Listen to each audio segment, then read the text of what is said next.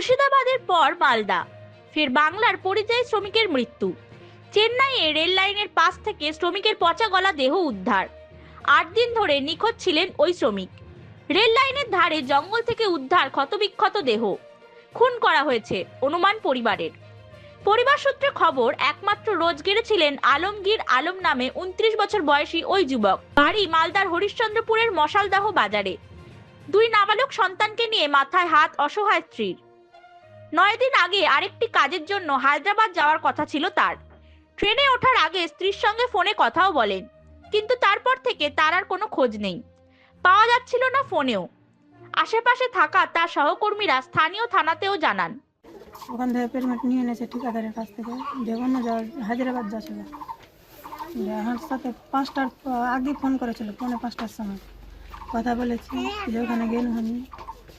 আমি করে বললাম কি টাকা পয়সা আছে? হ্যাঁ আছে টাকা। তো আমাকে এখানে পাঠাইলে তো আমাকে দেবো না কিছু, আমাকে কিছু দিতে, আমি খরচ করতাম ওখানে যাবো। তো ঠিক আছে, সকালে পৌঁছবো তখন ছাড়বো, টাকা পাঠাবো।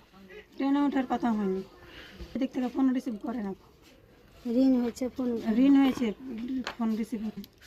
আমি একাই যাচ্ছি ওখানে, এখানে আমি কাজ করতে পারি না, অন্য জায়গায় যাবো। অন্যদিকে ফের শ্রমিক মৃত্যুতে ফের রাজনৈতিক তরজা। রাজ্যের কর্মসংস্থান নিয়ে তৃণমূলকে তোপ বিজেপির। যখন রাজ্যের মধ্যে কোনো কাজ নেই তো কি করবে? বেকার যুবক যুবতীরা কি করবে? ভিন রাজ্যে কাজ করতে যাচ্ছে। বিজেপি শাসিত রাজ্যগুলোতে বিশেষ করে কাজগুলো পাচ্ছে বলে বাইরে যাচ্ছে।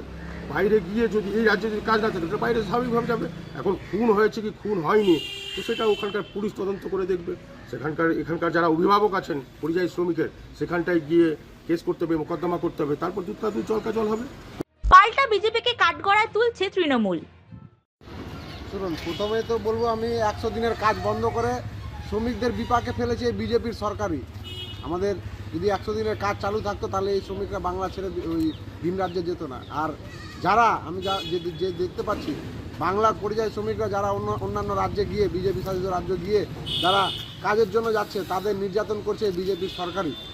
রাজনৈতিক এই তরজায় অনিশ্চিত মৃত শ্রমিকের পরিবারের ভবিষ্যৎ। এলাকায় কোনো কাজ নেই, তাই পেটের টানে চেন্নাইতে কাজের জন্য গিয়েছিলেন Alamgir. Bureau report, Hindustan news point.